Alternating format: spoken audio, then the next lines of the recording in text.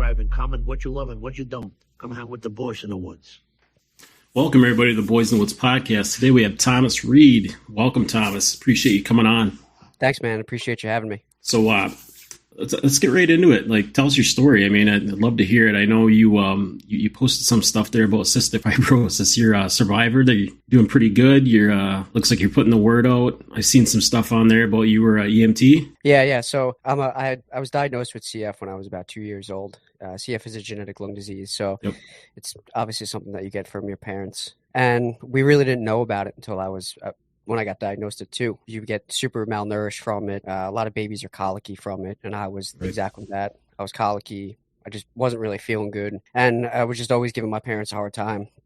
So they brought me to the doctor, and they kind of found out that I had CF. And it's pretty cool, actually. The way that they test for it is called a sweat test. So they put this little band on your ankle, and if it turns red, you have CF. If it stays white, then you're all good, and you don't have CF. You know, I've had a lot of challenges my entire life with CF, but I've never really let it define me. But in those challenges, it kind of shaped who I am as a person. So that kind of started when I was really young. My parents got me into karate when I was really young. And I progressed in that, and I was always that kid that I'd rather go do karate and be physically active in that sense than go play baseball or football. So that's how I started really getting into physical fitness and setting goals for myself was at a young age. And that was all because really my parents. And I'm trying to get that message out there for CF and for people to understand that your mindset for the things that you do is really super important. Because a lot of times I think we focus on the tangible things that we do in our life, like eating right or going to the gym and doing all those things. But I think without having the right mindset, it's very difficult to get to that spot where you want to do stuff. Right. Absolutely. I mean, we one of our first ever podcasts we ever did was with a woman who was into a lot of mental health. Like for, I don't know, it was like, I think she ran a drug ring in Australia, and she hid it from her entire family. They had no idea what was going on. And I think she's 2 years sober, and she's completely changed her life around. She wrote a book. Her name is Nick Kalo. Shout out to Nick Kalo, and thank you for the book. I'm halfway through it right now. There's a lot of mental health coaching in there, and really helps people put in perspective that your mental health is just as important as your physical health. I mean, it can change who you are as a person and can also create greater opportunities for you if you put your mind to something and just go for it, you know? Yeah, I totally agree. And I feel like a lot of times people limit themselves to what they can do because of maybe the stigma attached to attached to either their disease or to their problems that they're facing, right? So I am kind of a big proponent of mental health too, because I will get into it a little bit, but I lost my dad to suicide.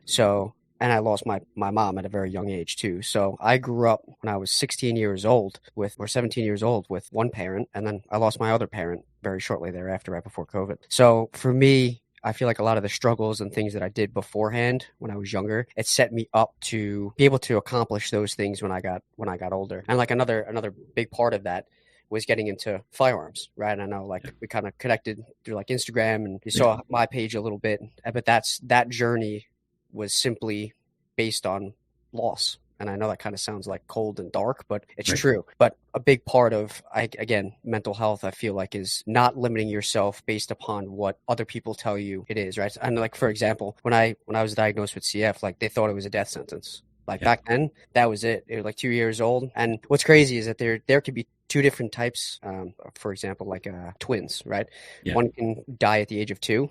And the other one can die at the age of 45. It's just the vast array of symptoms and things that can happen. But with that, again, I feel like a lot of people place stigmas on you can't do certain things because of something, instead of just being like, no, I'm going to go do it. And if you don't like it, too bad, you know? Right. One thing I guess I wanted to touch on is your podcast. I listened to it, and I was like, man, I got to hear a little bit of the story, your background. You talked about some of that stuff too. Really incredible that you started this podcast. See, ours is like comedy, sports. Yeah, we do interviews like this, but it's nonprofit. We don't make money off this, but I enjoy talking to people. I enjoy meeting new people, and I enjoy helping people. I mean, that's the whole reason behind the whole thing. But yours, I think what really got me is the fact that you started it and you knew what you were going to do with it. you ran with it, and you're going to take it somewhere. And I really hope that it leads you into some really great opportunities, things that you can do, and you can help people. Because I tell you what, it got me, and I was just thumbing through your page, like, just sounds like a great opportunity. I'd like to know what do you have going, what's going on next with the podcast? What are you hoping for? You're going to get Go ahead. So first off, thank you. I appreciate that. That means a lot. So every day I'm a full-time paramedic, right? And I'm progressing my field into becoming a flight paramedic and doing other stuff like critical care wise. But I help a lot of people tangibly every day, like their sick heart, or they call 911 because they have abdominal pain or something, right? And a lot of times we don't focus on the mental health unless it's a mental health crisis. And like, I feel like at that mental health crisis, that shit's way too far gone, man. Like it's so, you're so far down that rabbit hole now. Now the police are involved now. Like, and I hate saying this, but it's true, right? When people have like a mental health crisis and something happens and you get checked into a hospital because you need it, right? That follows you forever. Like, there's no way to go back from that. Like, instead of nipping it in the bud early and fixing the problems that you might have to face early, once you're down that path, you're down that path, and it's hard to recover from that. And one of the big things that I wanted to focus on for my podcast and like just sharing my story is just helping other people, right? Like, I help everybody every day. Yeah. And I feel like if I can share some of my story, we forget that other people go through things every single day. And a lot of times those struggles are way worse than what we really think. And to be brutally honest with you, I'm super lucky, man. Like, I'm not in a wheelchair. Like, I can go do all of the things that I want to accomplish and do every single day. Yeah. Do I have some limitations and do I have some problems that I have to face? Sure. But who doesn't? Right. Like, everybody does. Yeah. So by me starting this podcast and sharing some of that story with everybody, I hope that it can inspire some people to be a better person, right? Or try to be, and realize that just because you have something shouldn't deter you from doing something else. And I feel like a lot of podcasts, or at least I think, it was hard for me to find a mental, like a mindset podcast, and not talking about like eating better or doing those things, but like really, really diving into the shit that nobody wants to talk about, right? Like, because everybody likes rainbows and sunshines, right? Like, everybody likes the positive stuff, like going on your phone and getting that dopamine hit, but nobody wants to talk about the hard stuff. But that hard stuff is sometimes what you have to talk about in order to get better. Yeah, if you really do do a lot of research there on people try to promote themselves or promote a brand, promote a product. I mean, a lot of it is a CBD stuff, and they're drug people. They're trying to sell something. Yeah. And I mean, that's, at the end of the day, it's not what you really should be doing. I mean, are you helping people? Some people probably thinking that that's the only answer. The cure is the cure all. Yeah. And I also think that, like, personally for me, right, like, what I focus on, like, firearms is my hobby, right? Yeah.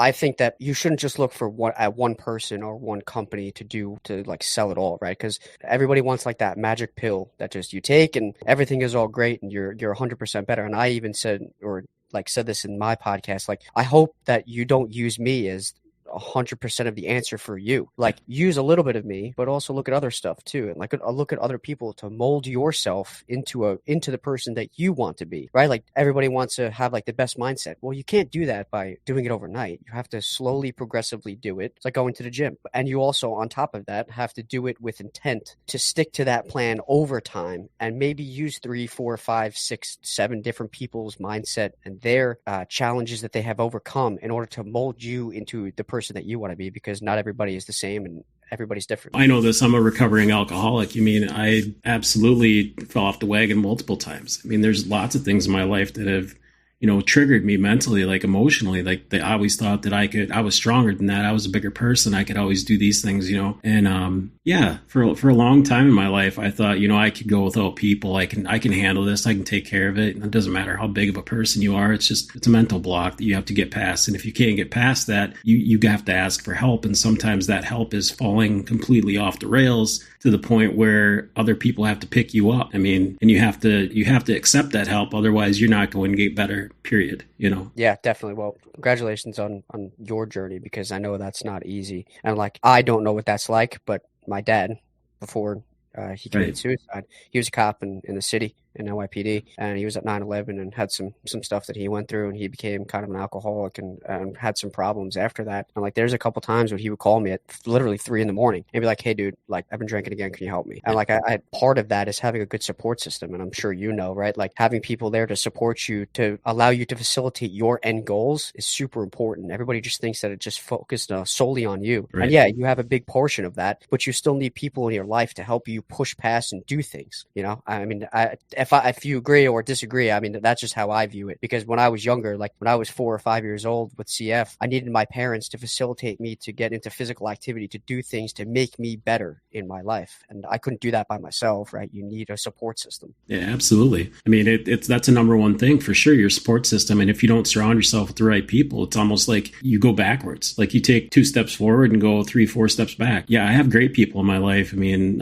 my girlfriend's family, they've been incredible to me. My own family's been, great to me too. If I didn't have those people in my life, I got my kids. There's so many things that are positive now. I mean, this podcast is also an outlet for me too, to help me mentally, emotionally too, kind of like get a little bit out. And I also like meeting people. I mean, this has been fantastic for me to be able to, all these people that I've talked to. I mean, some of them comics, comedians, people that, they try to have a little bit of a lighter side of it, they joke around and stuff, but everybody seems to come from a different place, but we all meet in the middle in the same road, and we can all laugh, or we can all smile, or we can tell a joke, or we can tell a story, and we connect in a way that I think is very important for people. And I think that we kind of lost that too as a society. Like we don't talk anymore. Families don't talk. Like they don't ask their kids how their day was. They come home from school and they jump on an iPhone, an iPad, a computer, and just, they disconnect, Yeah, it's like when I was younger, like I had to be home on Sunday night at 6 o'clock for dinner every single week. And if I wasn't, like, I could expect to hear it. And yeah, I feel like a lot of times, like we don't stick to that anymore. Like I used to look forward to telling my parents how my day was, or what something I accomplished in school, or what I didn't accomplish. Right. Like, and I feel now, and personally in society, like there are 2 people that can have differences of opinions, and they hate each other. Yeah. Where it used to be like, if you have differences of opinions, well, okay, cool. Like I agree to disagree, but we could still be friends. We could still shake hands like adults and go have a beer together or go hang out together. And like, sure. I feel that camaraderie from people in society is like broken. And I don't know if it's because like COVID kind of got in the middle of that, and like all of a sudden now everybody's on a phone, or like my wife and I go out to dinner and our rule is no phones. Like if we're out to dinner, like on a nice date, put your phone down. Like you can go without going on it for 45 minutes. The world is not going to explode. Right. Like exactly. Like I see like some kids at dinner, like, and the parents just shove the iPad in their face, and like, yeah, there's extenuating circumstances. Right. But for the most part, like, why don't you have a conversation, or let them color, or like give them crayons? Like what happened to that? What happened to crayons and like drawing on the table and stuff? We were kids. They used to give us that. Like we'd go places and they give the kids crayons. Well, I mean, nowadays they're probably more likely to throw them at each other, but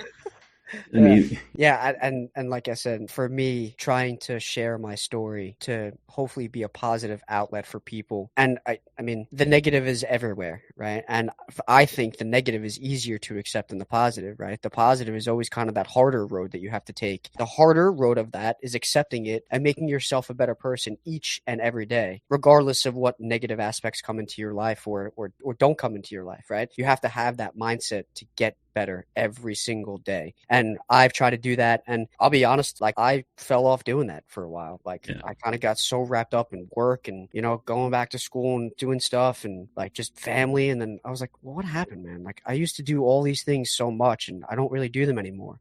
Why not? Why haven't I done that? It's because we get complacent. We're humans, right? We're animals. We get complacent. And again, by sharing my story and sharing these things, I hope that can inspire somebody to go out and be like, hey, you know what? I haven't done that, but I want to go do that. For sure. One thing that I did notice is, the old lady, she's going back to the gym and it's hard to push yourself to get back into doing that, whether it be like a mental thing too. Like you got to like get yourself in the right mindset to be able to go and, yes, I haven't done this in a while. I need to focus on myself. You got to take some me time, got to be able to focus on what's important to you, to benefit yourself mentally. It's a muscle just like it is, with your physical body. Like if you don't work it, you don't exercise it. But when you start doing it, it feels great. You feel better. I mean, there's got to be something to that. I mean, I'm not a mental health coach, but there definitely is a lot of people out there who say that, and they're not just saying it because it's something to say. There must be something to it, and the more that I think about it, the more it's true. Yeah, I mean, just from like a medical standpoint, right? And the only reason I have a little bit of knowledge is I'm a medic, right? Right.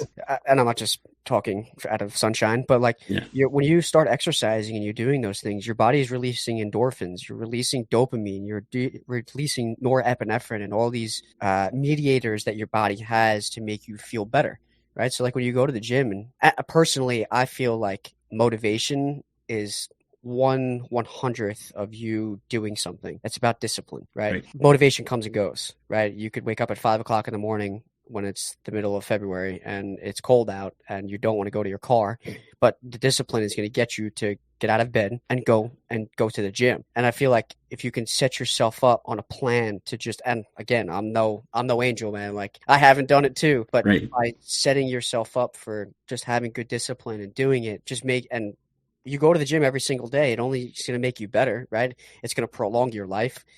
It's going to hopefully stop you from getting either diabetes or hypertension or some of these other like diseases that you see people and you're like, man, like I never want to live like that. So what can I do now to make myself better?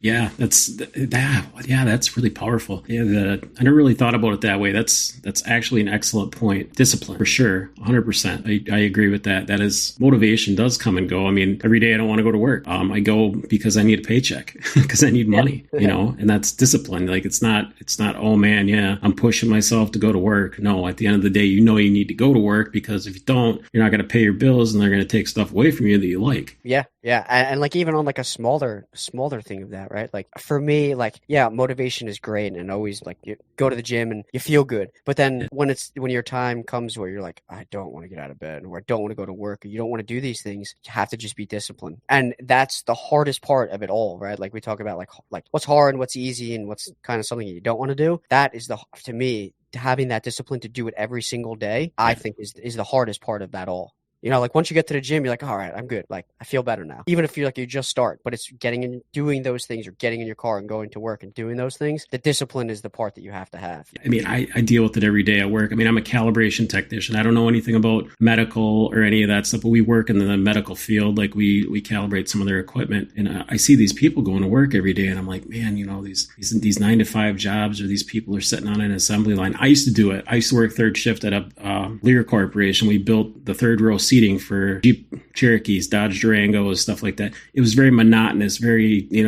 was nothing. It was very unfulfilling work. I could just see different things, but it's like, how do these people, then I think about it, I'm like, they're doing the same thing I am. They're disciplined. They go to do this job and I can't even do mine. Like I'm thinking about it. I'm like, this is crazy, but it's the same thing. You have to train yourself to do that. Yeah. And I'll be honest, I give those people a lot of credit, because I tried a desk job and I had to get up every like 45 minutes because my ass was falling asleep. Like I just can't do it. Like I have to be up and moving around. And like to me, I think because I was only expected to live until like the average life expectancy for CF. I mean, not now, but when I was a little younger is 37 years old. Yeah. So like when I was 20 years old and I looked it up and the age is 37, you're like, man, like I only have another 17 years. Like you were putting that mental clock in your head. Yeah. And I feel like that I've always been goal oriented, like, and that was mainly because of my parents. Like they always made me go out and strive to do more and to better myself. But then when I got to the age where it was up to me to make those decisions, right? Like if you think about it, a 16-year-old is looking at their colleges, and that can determine the rest of your life. Right. Yeah. And it's like some of these kids that like, I mean, for me, like when I was 17, like I was in school to be a pilot. Like I got my pilot's license when I was just turned 19. Wow. But I got that only because I got pushed to do it. But if in reality, like I wanted to do it because I didn't want to have the fear of looking back when I was 65 years old and being like, man, I should have done that. Like that regret eats at me every day. I mean, and honestly, even until like this day, like I'm always, and I kind of let it fall off a little bit, but that fear of not achieving my full potential as a person, I think started when I really started to look at the life expectancy of someone with CF. And I was like, well, if I only have 17 years to do all this, like, let's go, time to go. Do it. You know what I mean? Like, so I feel like at this point in my life, it was really important for me to really start going and being a better person at a young age because I had that shortened life expectancy, at least for me, at least from my perspective. Yeah, there's always something that pushes us. I mean, I'm really, really, really incredibly impressed with all the things that you've accomplished. That really just blows my mind. 19 years old, you had your pilot's license. Yeah, so the funny thing is I actually flew a plane before I drove a car. So I started flying when I was 14. So my dad was a big dude. He was 6 foot, like 6'3", and weighed like 280 pounds. And he was like bench pressing like 505, right? So he was a big dude. Yeah. And I'm small. I only weigh 115 pounds. And I was born at 2 pounds, 14 ounces. Like I was a tiny dude, and I always have been. So for me, fitting in a Cessna, it's money, dude. Nice and easy, right? But him trying to sit in the back, that was not that easy. But he still did it because he wanted me to achieve my goals, you know, like, and I think, I think by him, and even to this day, like, so when I got my pilot's license, I didn't really screw up something, but I maybe didn't do as much research as I should have done when I was meeting with my examiner. Right. And I was so nervous. Like I was 19, like I was really nervous, and I had like an older man giving me my exam to go fly a plane over Long Island. And I went to my dad and I was like, dude, I don't know if I'm going to pass this. Like, he's like, come on, bro, you're good. I'm like, I don't know. I'm really nervous. And by him saying, and even if you fail, I don't care how much money it is, we'll do it again and again and again and again until you pass. And for me, even from that age when I was 14, when he got in the back of that small Cessna to the time when I took my exam, him pushing me regardless if I was going to fail or not, I think set me up for the future, right? Like, and even when I was younger, so I've been doing karate since I was 3. I have my 3rd degree black belt in American Kempo. I've been doing jiu-jitsu. I fought kickboxing for like 3 or 4 fights. Like I've done a lot of stuff, but the point was that I always had somebody in my corner to push me, and it wasn't about motivation. It was about that discipline, right? Someone to push me regardless of failure to achieve the goals that I wanted to do. And now that my parents are gone, it allowed me to really have that mindset to just keep going. Like, something's going to click, man. Like, no matter how much you fail, you're always going to have a positive experience out of something, because even if you fail, you learn. And I think a lot of times we forget that. Like, we just focus on that failure of like, why me? That victim mentality. Like, why me? Why is it always me? Why is it always me? Instead of being like, well, that sucked, but we could figure it out and I learned something from it, you know? And again, that whole, and just from being at a young age rather, it allowed me to just develop that mindset to just get better and better and better. I'm assuming your wife is a big, she's a big fan. She kind of pushes you towards the podcast, and she pushed you into exploring all this stuff. You know, she's probably been a big impact on your life when it comes to all this stuff too, I'm assuming. Yeah, huge. I mean, she's always supported me for whatever I've done. Like, as you can tell, I'm a little bit outgoing. So like, I've always tried to do stuff to kind of pushes that limit. And she has always been there to be like, hey, not my favorite thing you're doing, but yeah, we could do it. Like, and always having that support in order to get to be better. And it's funny because like every time I want to do something new, she's like, you sure you want to do that? It might not be a good idea. I'm like, yeah, whatever. If I fail, I fail. I'll figure it out. Right. I'll find out when I'm in the middle of it and I don't want to do it anymore.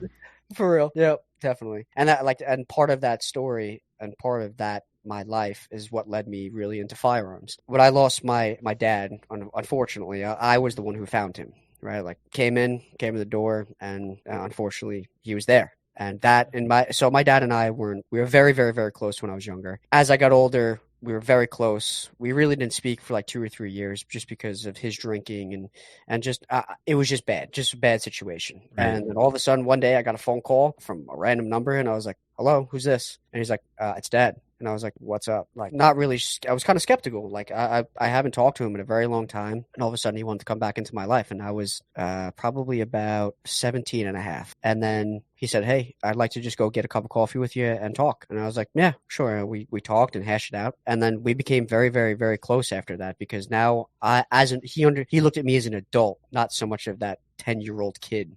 Right. And when I found him, like, that broke me, man. Like, I was in rough shape. Like, and I pushed a lot of people away, not consciously. Like, I did it just because I was so hurt. And then shortly after that, then probably about 4 years later, then my mom died, and I came home from work, and my sister and I found her from a massive heart attack. Right. So I experienced this loss, and I didn't know where to go with it. Right. And then 2 months after that, I lost my grandfather to COVID. Like, it was just one after the other after the other. And it was like, and then I got myself into that victim mentality of like, why me? Yeah, why are all these bullets coming at me? Yeah. Yeah. And like, I can't stop it. Like, I achieved a lot in between the time that my dad died and my mom died. In those 3 years, I became a paramedic. I was in another specific job that just didn't work out. And I was just doing a lot of things and they were positive. And then all of a sudden, all of these things just came and hit me like a tidal wave. And probably for about 4 months, I was just super, like, just down,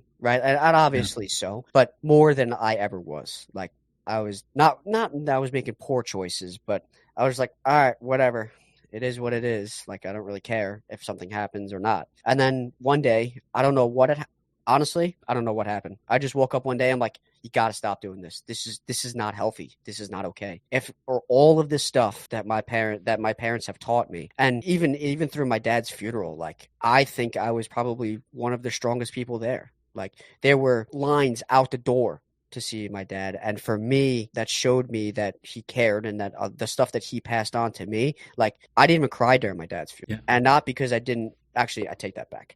When NYPD handed me the flag when they were playing taps, then I cried. Other than that, I stopped crying. And I don't know if it was because I was just emotionless, but the point I'm making is that I was at a point where I needed to either get better. I needed to look introspectively to myself and be like, hey, my parents have taught me all of this my entire life. And now you're going to throw it out the window by not doing what they showed you. So after that, I was like, you know what? Let's go do something constructive. And it turned out to be literally constructive. And I got all the parts for a firearm, and just from like listening to podcasts, and I built my first rifle from start to finish, chambered it, did everything myself. And then from there, it just grew into this hobby where now it's part of my life. See, I knew part of that. I knew that you were a gun enthusiast, and I know you had put a couple of them together, but I didn't know that the first thing that you did was physically put your own together. That's awesome. Yeah. I mean, like, I had one AR, like, that was just when I was younger, because I've always been into like the military and firearm stuff, but I needed to do something constructive to make myself maybe feel better. I'm not really sure if that's the right way to put it, but I've always been goal oriented. And what I mean by that is, like, when I was younger, when I was kickboxing, like, I would go run because I had a goal in mind that I was fighting, or I had a goal of studying because I was getting my pilot's license, or I was becoming a paramedic, or doing whatever. And I lost that sight of that goal after my parents died, because I was like, well, this is it. And then I was like, well, maybe not. Like, there's a lot more goals and things you could achieve by just taking a step back for 1 second, taking that 30,000 foot view and being like, all right, this is okay. It sucks, but it's okay. And then from that, I built my first firearm, and I built like 4 or 5 after that. And I fix stuff all the time, and I'm always tinkering with stuff. And I actually just got into reloading now. So it's just this progressive thing of like trying to make yourself and challenging yourself to be better every day. And at least for me, I'm a very firm believer now, especially, that people in their life should go through some really hard, earth-shattering times to really find out who you are. Because a lot of times, again, we always like that positive, constructive stuff, but you never can find out who you are. It's like a kickboxer, right?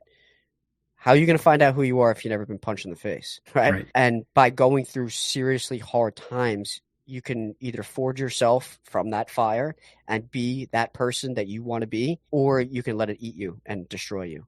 And you could pick those two roads, and they're very simple. It's black and white. And by picking one or the other, I really think it speaks to people's character if you can take the time to build yourself into a better person from very, very difficult times. Like what you said, I mean, if you don't have any kind of adversity in your life, if you haven't been pushed to either your limits, or you've been pushed behind your limits and you're trying to fight your way over top of that hill, you are never going to accomplish what you want, because you have to have some kind of adversity in your life to be able to let you know and be like, hey, this shit's not easy. This is hard. And if it's easy, this isn't the right path, you know? Yeah, no, I completely agree with you. And we just did as you mentioned before, a CF walk to try to raise money for CF, right? And luckily, they've come out with amazing technology and new medicine now that has completely changed my life. Now, like, I wake up in the morning and I don't even have to do a nebulizer, like a breathing machine. Like, it's completely changed my life. And one of the new things that I was always a big runner when I was younger, and I got away from it. And I think I was a big runner because I had to have the right cardio in order to do karate and fight. And then I kind of got away from it. But at one of these walks, this company or this foundation will sponsor you to run, like to do like a triathlon or whatever you want to do. And for me, my goal is I want to do a half marathon. I want to do a half marathon towards the end of the year, simply because it's hard, because I've never done it before. And I just want to do it to say that I had a goal. I oriented myself to the training. I had the discipline to stick to the training program and to do everything every day to get better. And then I did it. So like you said, I think if you don't challenge yourself, you become stagnant and you don't grow, right? And that could be the smallest thing, right? Like that could be from just eating right. It doesn't necessarily have to be a physical thing. It's just, again, mindset is huge for that, because you could do all the things you want physically, but if you can't drag yourself out of your bed because you're tired in the morning, you're never going to accomplish what you want to accomplish. Right. Absolutely. Well, I appreciate having you on. Is there anything you'd like to plug? I mean, definitely give me the links for the CF, the foundation, your links as well. I'd really love to touch base with you like in a year from now and find out like how your stuff's going and your podcast, and keep in touch with me for sure. We'll definitely see where we're both at that point. Yeah, thank you. I really appreciate you having me on. This was awesome, and I really do appreciate it. People can find me on Instagram and stuff, and I'll send over the links. And for the CF Foundation, you can either go to Boomer Esiason. He's got a huge foundation, or Great Strides is the walk that you could do for CF to raise some money. So again, thank you very much for having me on. I really appreciate it. I appreciate having you on as well.